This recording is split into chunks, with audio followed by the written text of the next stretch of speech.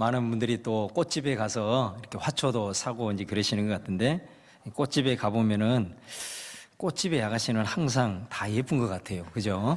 항상 이게 아름다운 꽃을 보고 꽃의 향내를 맡아서 그런지 이제 꽃집의 아가씨들은 다 예쁜 것 같습니다. 그런데 어느 꽃집에 아가씨가 아니라 할머니가 있었습니다. 근데 그 할머니 역시도 언제나 기쁨으로 얼굴꽃이 활짝 피어 있었어요. 그래서 늘 다니던 단골 손님이 그 할머니에게 묻습니다. 할머니는 걱정 근심도 없으십니까? 그러니까 할머니가 아유 무슨 말 그렇게 하세요? 사람에게 걱정 근심 없는 사람이 어디가 있겠습니까? 그러니까 그 손님이 이렇게 말합니다. 그런데 할머니는 어떻게 그렇게 밝은 얼굴로 이렇게 기쁨으로 그렇게 매일 사십니까? 그렇게 이제 묻자 이 할머니가 대답하기를 나는 3일의 비밀을 가지고 인생을 살기 때문이라고 이렇게 얘기를 했다는 거예요. 손님이 궁금하겠죠. 3일의 비밀이요? 그게 뭐지요? 그래서 할머니가 이렇게 대답합니다. 나는 말이요 걱정이 있으면 우리 하나님 앞에 기도를 드리고 3일을 기다린다오. 이는 우리 주님께서 3일 만에 부활하셨음을 믿기 때문이지. 때로는 숫자대로 3일이 아닐 수도 있지만 주님의 부활 원리는 늘 동일하답니다. 그래서 나에게 어떤 암흑 같은 고통이 온다 할지라도 나의 삶은 항상 광명으로 끝이 난다고 그렇게 얘기를 하더라는 것입니다. 여러분 3일의 비밀, 우리 예수님께서 십자가에 달려 돌아가신 지 3일 만에 다시 살아나셨습니다. 그래서 이 예수님의 부활을 믿는 사람들은 이와 같이 늘 살아나게 되는 것입니다. 할렐루야. 여러분 부활이 무슨 의미예요? 부활은 살아나는 것입니다. 그래서 이 예수 그리스도의 부활하심을 믿는 사람들은 항상 어떤 상황이든지 간에 망하는 것이 아니라 다시 살아나고 위축되는 것이 아니라 다시 살아나는 역사를 경험하게 된다는 것이에요. 그래서 여러분 이 예수님이 부활하신 부활이야말로 우리 기독교 신앙의 정수라고 할 수가 있습니다. 여러분 우리가 믿는 이 하나님 예수 그리스도, 이 기독교가 다른 종교와 근본적으로 다른 이유가 뭐냐? 바로 그것은 예수님의 부활 때문이다라는 것이에요.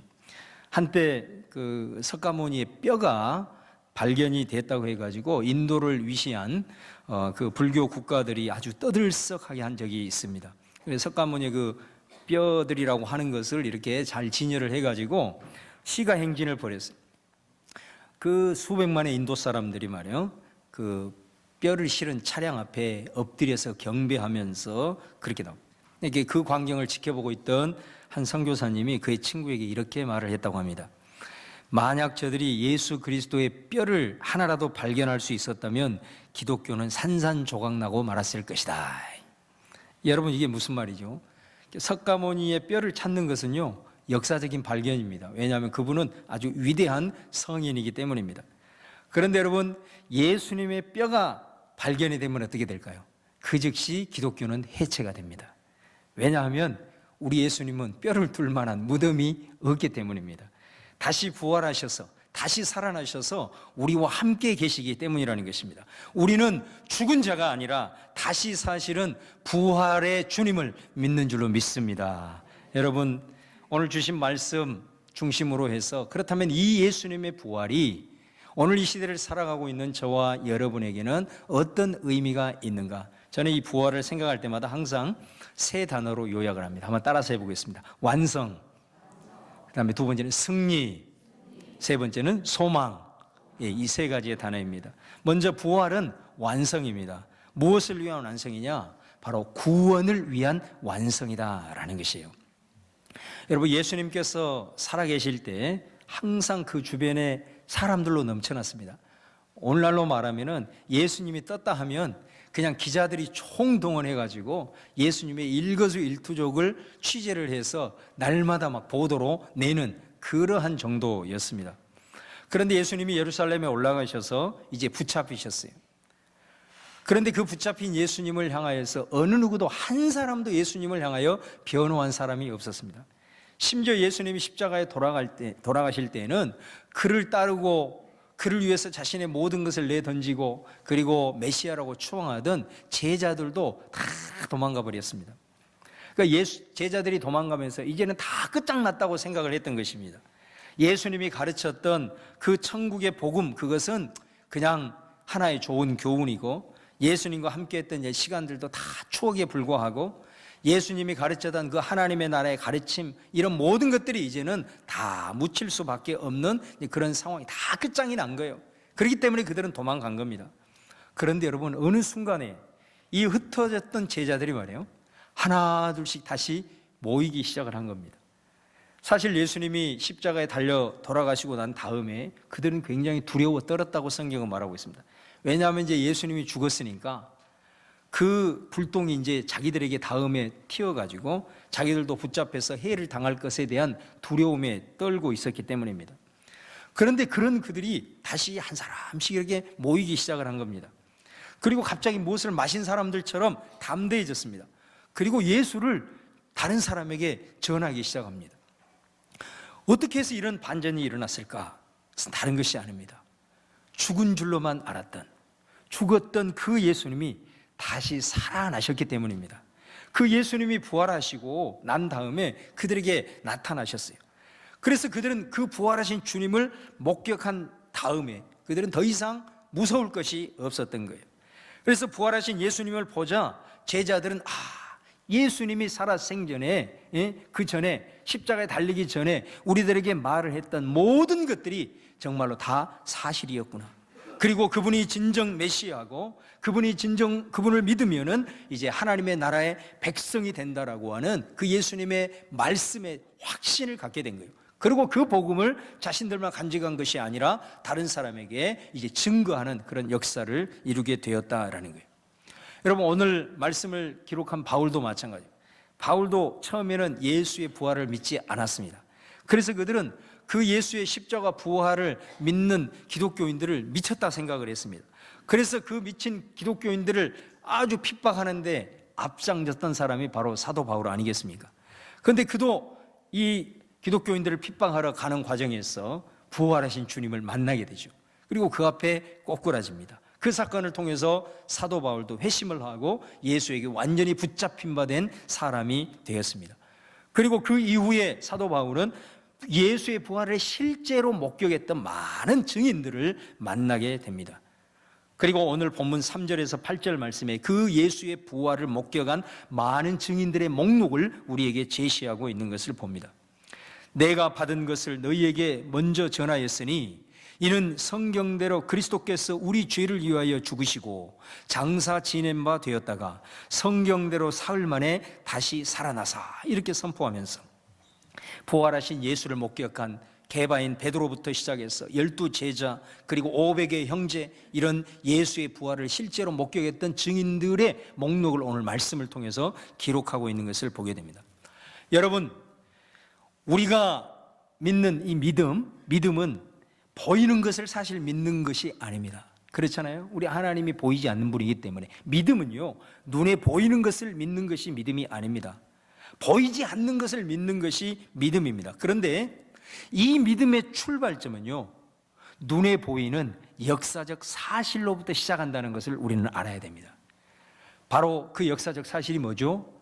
예수 그리스도가 이 땅에 오셨다는 것, 그리고 예수 그리스도가 십자가에 달려 돌아가셨다는 것, 그리고 죽음을 이기시고 다시 부활하셨다는 것, 이 확실한 역사적 사실을 위해서 우리의 믿음이 출발하는 것이에요. 할렐루야. 그것을 우리가 분명히 아십니다. 여러분, 예수님의 이 부활의 역사가 너무나도 확실하다는 사실을 가장 잘 보여주는 예증이 뭐냐? 그것은 뭐냐면요, 우리가 지금 주일을 지키고 있다는 겁니다. 여러분, 원래 이 주일은 구약에서 안식일이잖아요. 안식일. 유대인들은 안식일 토요일 날, 지금 요일로 말하면 토요일 날 안식일을 그런데 신약의 그리스도인들은 왜 안식일을 지키지 아니하고 오늘 일요일인 이 날을 주님의 날로 하면서 주일을 지키게 되었는가? 그것은 다른 이유가 아니에요. 바로 그날 주일에 예수님이 부활하셨기 때문입니다. 만약에 예수님이 부활하시지 않았다면 우리도 어떤 계기를 통해서든지 아마 안식일을 지금도 지키고 있을 것입니다. 우리가 왜 2000년 동안 주일을 계속해서 지켜오고 있느냐? 바로 그것은 다른 것이 아니에요. 이날 예수님이 부활하셨기 때문이에요. 부활 때문에 우리가 주일을 지킨다라는 것이에요. 그리고 일요일을 주님의 날이라고 해서 주일로 우리가 지킨다는 것입니다. 그러므로 우리가 주일을 2000년 동안 계속해서 신약성경부터 지켜온다는 이 사실이 바로 예수의 부활을 확증하는 가장 중요한 사실 중에 증거라고 할 수가 있습니다. 여러분, 바울은 증거합니다. 2절에 내가 전한 말을 너희들이 굳게 지키면 구원을 받으리라 그랬어요. 여기에서 사도 바울이 내가 전한 말이 뭐겠습니까? 그것은 바로 예수가 부활했다는 것입니다. 예수가 부활했다는 것, 이 사실이 바로 우리의 구원을 완성시킨다. 그러므로 예수가 십자가에 달려 돌아가시고 다시 부활하셨다는 사실을 믿으면 구원을 받게 된다라고 선포하고 있는 것입니다. 사랑하는 여러분, 예수님께서 죽음 권세를 이기시고 다시 살아나신 그 사건으로 인하여 우리의 구원이 완성된 줄로 믿습니다. 그러므로 우리가 그 살아계신 예수 그리스도의 부활을 믿는 것이 우리의 구원의 역사를 이룬다는 것을 우리가 꼭 기억해야 된다라는 것이에요. 그 다음에 두 번째는 부활은 승리의 사건이다라는 것입니다. 예수의 부활로 인하여서 사망을 이기셨습니다. 예수의 부활로 인하여서 죄를 이기시고, 예수는 부활로 인하여서 율법을 이기시고, 예수의 부활로 인하여 사단 마귀 권세를 이겼다라는 것이에요.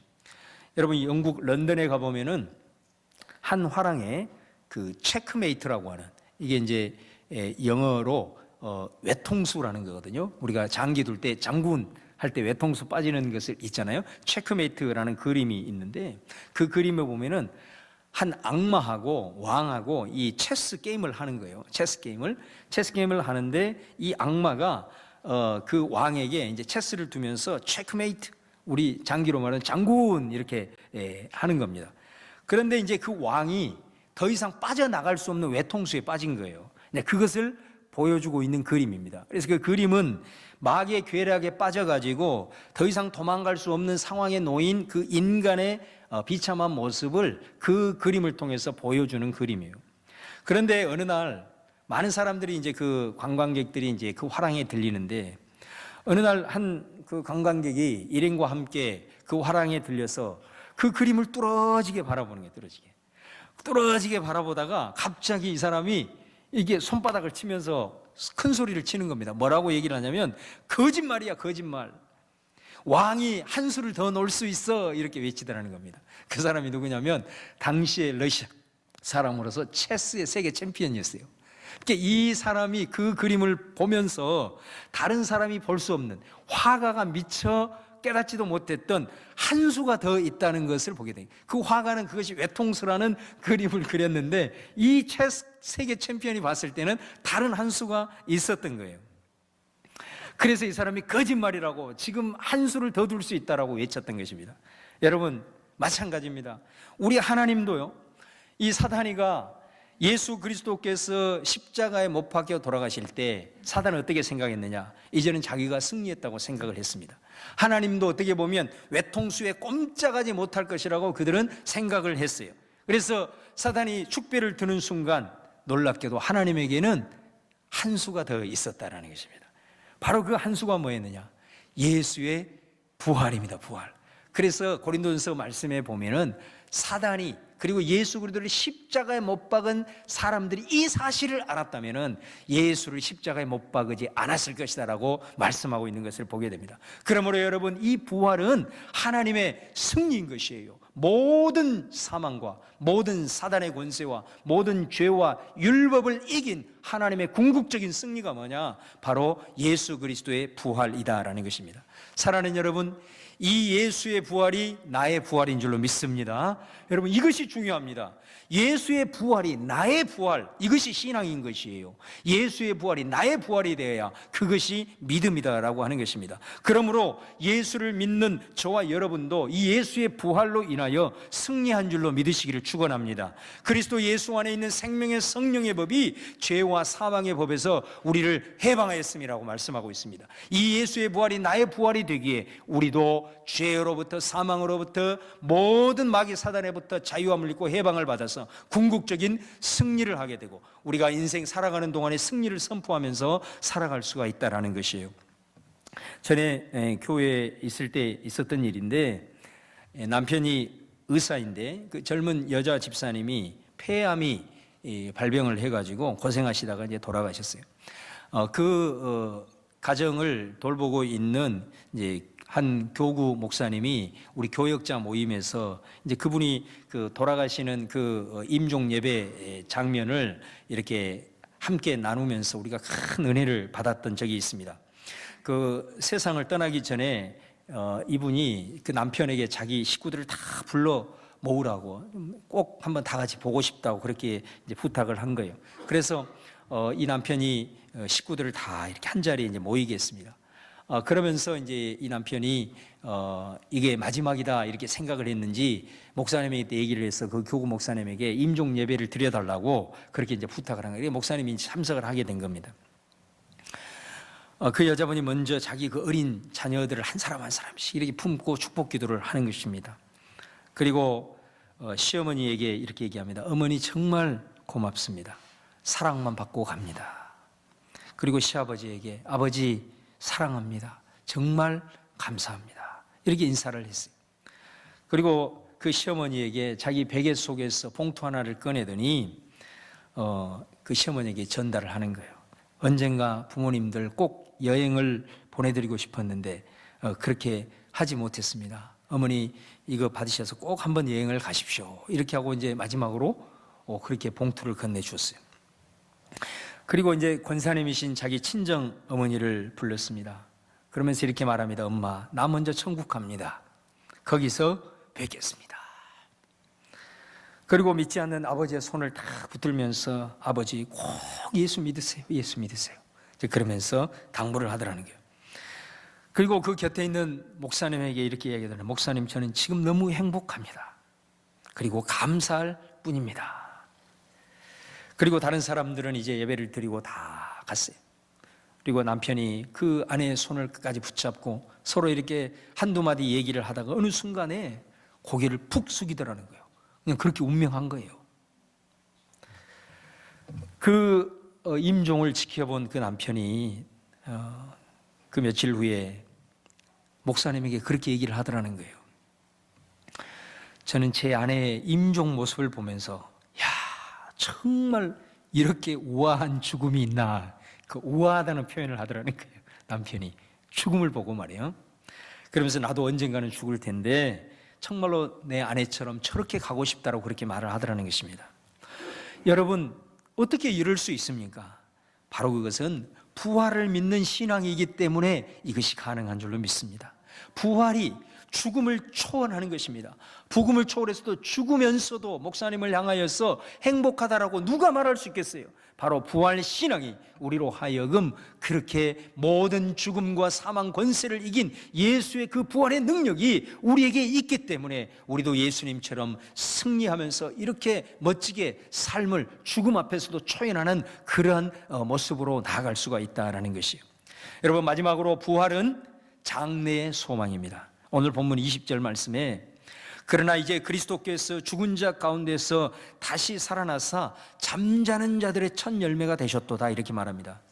여러분, 예수가 부활하셨다는 것은 무슨 의미인가? 죽은 자들 가운데 다시 살아나는 첫 번째가 되셨다는 겁니다. 여러분, 첫 번째가 되셨다는 것은 그 다음에는 두 번째가 있는 것입니다. 세 번째가 있는 것입니다. 네 번째가 있는 것입니다. 중요한 것은 뭐냐? 그 순서에 저와 여러분이 들어가 있다는 것이죠. 우리가 예수를 믿는 궁극적인 이유가 이것 아닙니까?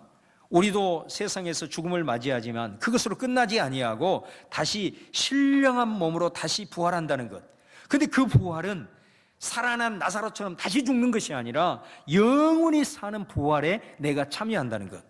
여러분, 이것이 우리가 예수를 믿는 궁극적인 이유인 것입니다. 내가 몸이 약하고 썩은 것으로, 나약한 것으로 죽지만 우리 예수님의 부활 이후에 우리도 신령한 몸으로 부활해서 영원한 생명을 누리게 되는, 이것이 우리가 예수를 믿는 궁극적인 이유가 아니겠느냐. 그래서 사도 바울이 오늘 봉독하지는 않았지만 15장 29절에 이렇게 말을 하는 거예요. 만일 죽은 자들이 도무지 살아나지 못한다면 무슨 의미가 있느냐라고 반문을 하고 있는 것입니다. 그러면서 15장 17절 18절에 말하면 만일 죽은 자의 부활이 없다면 그리스도인의 믿음이 헛것이요 예수 그리스도를 믿는 자들이 세상에서 가장 불쌍한 자들이다라고 말씀하는 것입니다. 여러분, 그러면서 바울은 말합니다. 나는 예수님이 부활하신 것처럼 나도 부활할 것을 믿기 때문에 31절에 뭐라고 얘기를 하냐, 나는 날마다 죽노라, 이렇게 얘기를 하는 것입니다. 예수님이 부활하신 것처럼 나도 부활하실 것이 믿기 때문에 나는 날마다 죽을 수 있다라는 것입니다. 이게 바울의 고백입니다.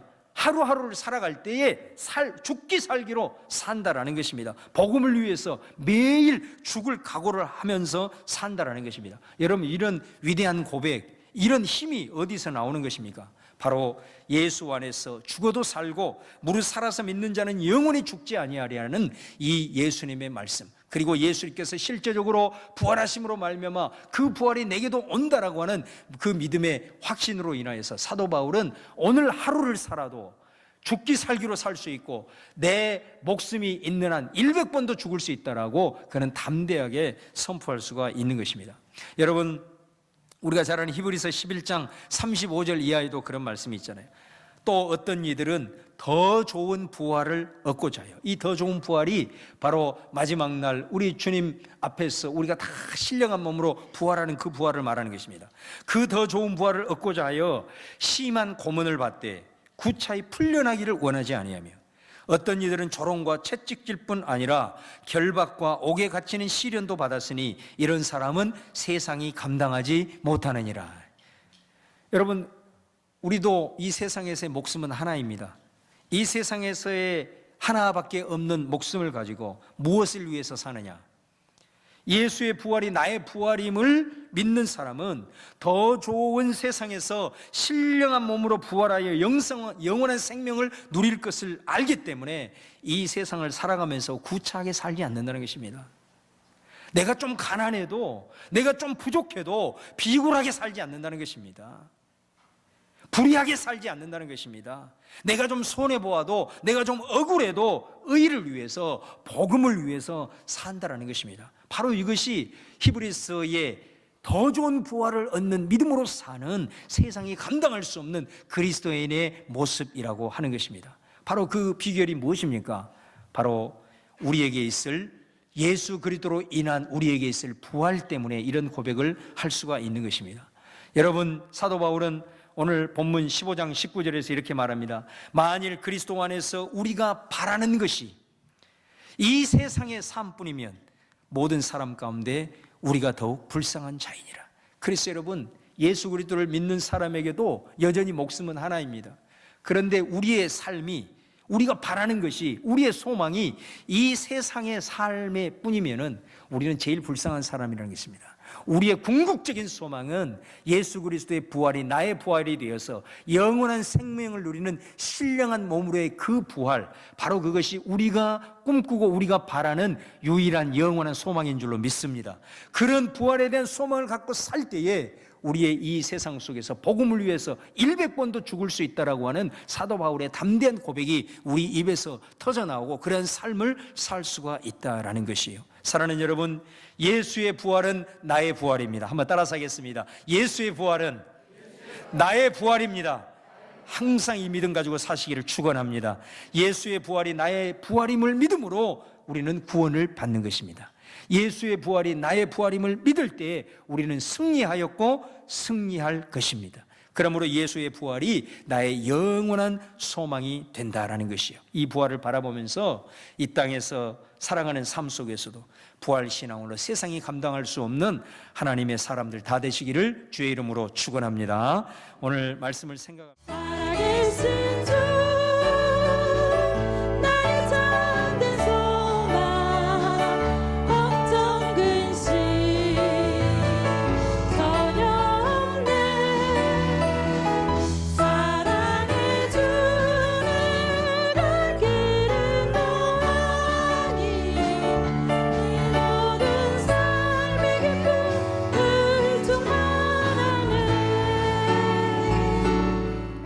감사하고 고마우신 아버지 하나님, 찬양 예배로 아버지 앞에 나와 예배드릴 수 있도록 은혜 베풀어 주신 하나님 감사를 드립니다. 부활할 주일로 아버지 부활하신 주님을 찬양하며 예배드릴 때 하나님의 놀라신 은혜와 사랑으로 함께하여 주시길 원하오니